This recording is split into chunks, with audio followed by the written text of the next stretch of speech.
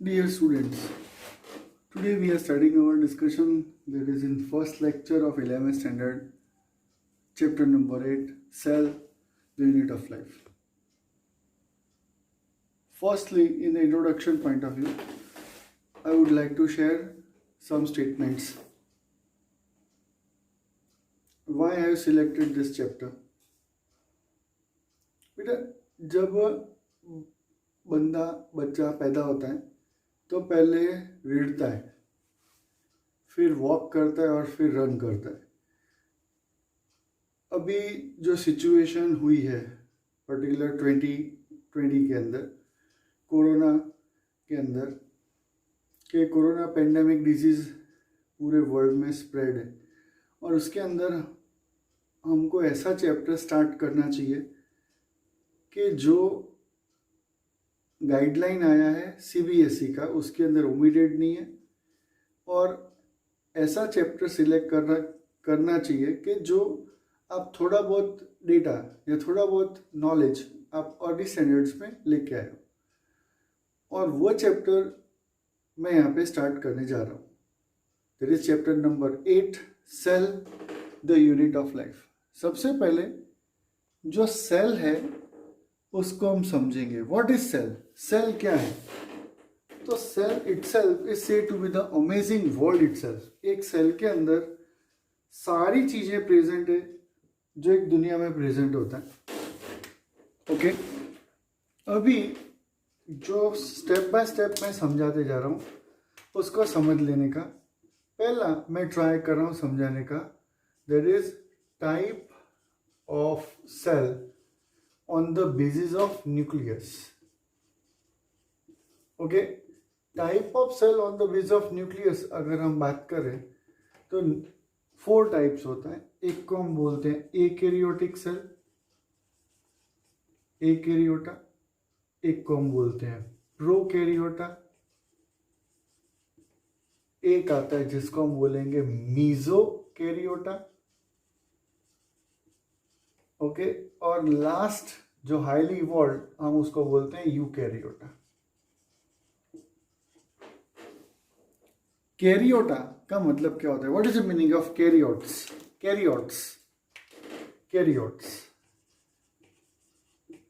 Karyotes that is means nucleus. Akaryota that means no nucleus. Prokaryota means primitive nucleus. Mesokaryota possess well developed nucleus, और eukaryota possess well developed nucleus. इसके अगर examples देखें, eukaryotic examples. What is the eukaryotic example? Examples of eukaryota, that is viruses. अब virus इसका example जैसा situation ऐसे दूं तो कोरोना एक वायरस है. Okay, bacteria is an example of prokaryotic cell. All bacteria are included in prokaryotic cell. mesokaryotic cell के अंदर जो एग्जाम्पल आता है वो डिनोफ्लैजेलेट्स है, और यूकैरियोटा के अंदर हम अमीबा, पैरामीशियम, प्लाज्मोडियम वगैरह देख सकते हैं. यहाँ पे जो प्रोकैरियोटिक सेल है, प्रोकैरियोटिक सेल, उसमें कई बार कंफ्यूजन होता है. बच्चों को जब भी पूछते हैं कि प्रोकैरियोटा cell possess nucleus, yes it possess nucleus, but nucleus is in primitive stage. That means the nucleus don't have nuclear membrane. A part of that, you have to remember a thumb rule statement, that is all membrane bounded organelles are absent. All membrane bounded organelles are absent. अब ये जैसे मैं समझाने का try कर रहा हूँ उसी पैटर्न से स्टेप बाय स्टेप आप लर्न करते जाएंगे तो सेल बायोलॉजी पूरा इजी रहेगा. कि जो सेल बायोलॉजी आगे आने वाले प्लैंक फिजियोलॉजी के चैप्टर्स के अंदर भी बहुत इंपॉर्टेंट रहेगा।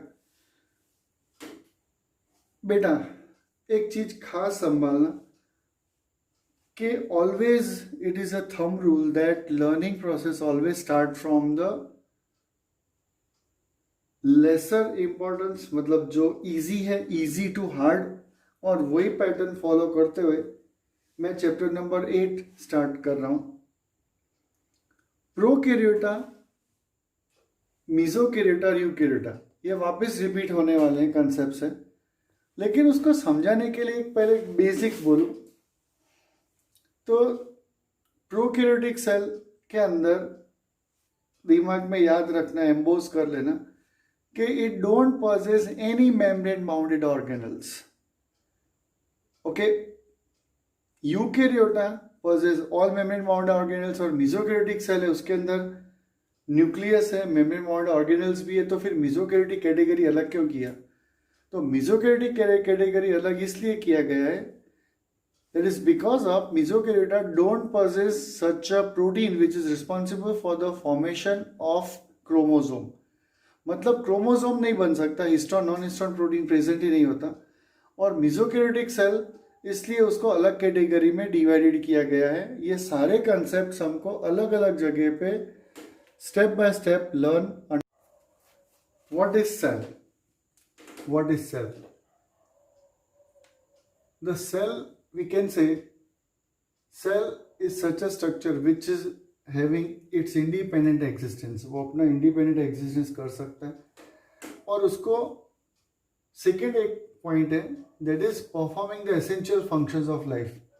वो सेल जिंदा रहने के लिए उसको जो जो फंक्शंस करने चाहिए वो कर सकता हो, that is considered as a cell। Cell, Antonie Leeuwenhoek has described the cell। Cell उन्होंने डिस्कवर किया था। रॉबर्ट ब्राउन साइंटिस्ट, उन्होंने डिस्कवर्ड न्यूक्लियस, जो न्यूक्लियस है उसको उन्होंने डिस्कवर किया था। 8.2 cell theory. The cell theory and cell cycle, two independent short notes are there, both are having its own unique characteristics that you have to understand and remember। जो मैं बेटा cell theory समझाने का try कर रहा हूँ, तो cell theory देने वाले साइंटिस्ट कंट्रीब्यूशन 3 साइंटिस्ट है। शॉमन जर्मन बॉटनिस्ट है, थियोडोर स्लाइडिन जर्मन बॉटनिस्ट है, थियोडोर शॉमन ब्रिटिश जूलॉजिस्ट है, रुडोल्फ विर्शॉ। तीन साइंटिस्ट ने अपना अपना कुछ कंट्रीब्यूशन दिया है, और final cell theory Schleiden and Schwann ने दिया। सबसे पहले स्लाइडिन जर्मन बॉटनिस्ट हैं, उन्होंने क्या स्टेटमेंट दिया? उनका स्टेटमेंट था all plants are composed of different kinds of cells which form tissues of a plant body. Same way Theodor Schwann, British zoologist थे, उन्होंने एनिमल सेल को स्टडी किया, और animal cells had a thin outermost layer that is known as plasma membrane. Plasma membrane word animal cell का outermost layer है, वो बोलने वाले थियोडोर शॉमन थे। लेकिन यहाँ पे what is location of plasma membrane? अगर प्लाज्मा मेम्ब्रेन का अगर अपन लोकेशन देखें तो it is not only the outermost layer of animal cell, लेकिन इसके अंदर बेटा मैं जितने ऑर्गेनल्स ड्रॉ कर रहा हूँ, करने का ट्राई कर रहा हूँ, मैं न्यूक्लियस ड्रॉ किया, यहाँ पे मान ली मैंने मिटोकॉन्ड्रिया ड्रॉ किया, यहाँ पे गोल्गी एपिटल्स ड्रॉ करने का ट्राई कर रहा हूँ। ये ER एंडोप्लाज्मिक रेटिकुलम जो अपन पढ़ने वाले हैं, ये जितनी लाइनें मैंने खींची ऑल आर प्लाज्मा मेम्ब्रेन। जो स्ट्रक्चर डिटेल अपन स्टेप बाय स्टेप पढ़ने वाले। So stay in contact with all my videos. Rudolf Virchow जो थे, उन्होंने एक स्टेटमेंट दिया that is cell divides and new cells are form. ये प्रोसेस को हम सेलुलर लेवल ऑफ रिप्रोडक्शन भी बोलते हैं। तो cellular level of reproduction Rudolf Virchow ने दिया। फाइनली जो सेल थियरम है, cell theorems, that is cell theory, Schleiden and Schwann की जो सेल थियरी है, वो दो फाइनल स्टेटमेंट्स मिले और वो दो स्टेटमेंट्स थे, all living organisms are composed of cell and product of cell, product of cell.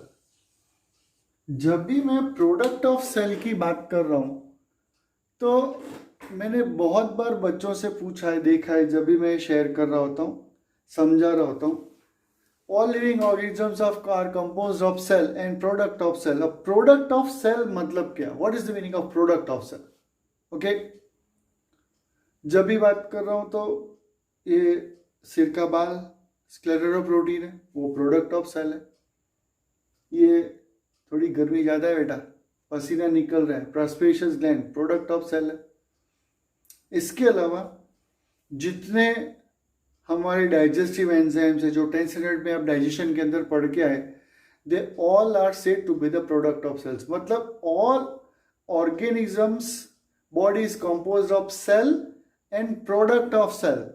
Cell जो बनाता है, प्रोड्यूस करता है, that is known as product of cell. Okay, next and last statement comes regarding cell theory, that is all cells arise from pre-existing cell।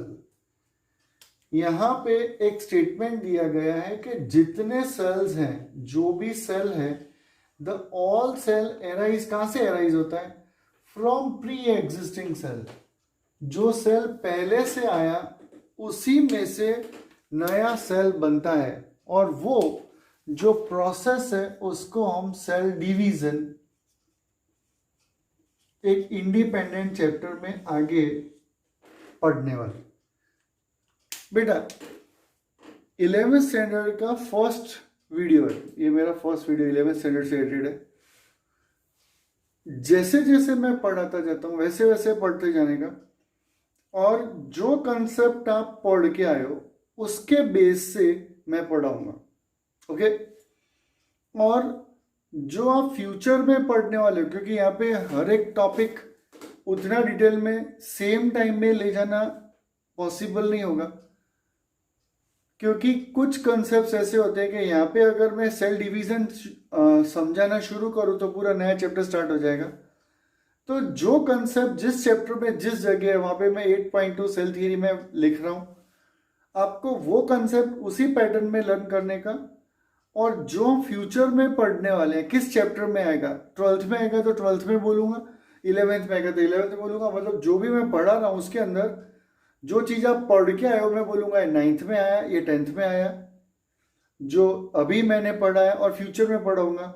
बाद में ऐसा भी हो सकता है कि मैं कोई कंसेप्ट पढ़ा रहा हूँ तो मैं यूँ बोलूंगा कि ये बेटा ये जो टर्म है ये आप चैप्टर नंबर 8 के अंदर सेल बायोलॉजी में मैंने पढ़ा हुआ है, तो आपको वो जगह पे जाके उसको रिफर करना पड़ेगा। ओके, तो यहाँ पे मैंने फर्स्ट वीडियो के अंदर chapter number 8 cell as a unit of life, 8.1 that is what is cell, और 8.2 सेल थियरी, ये कंसेप्ट कवर करने का ट्राई किया है। Thank you.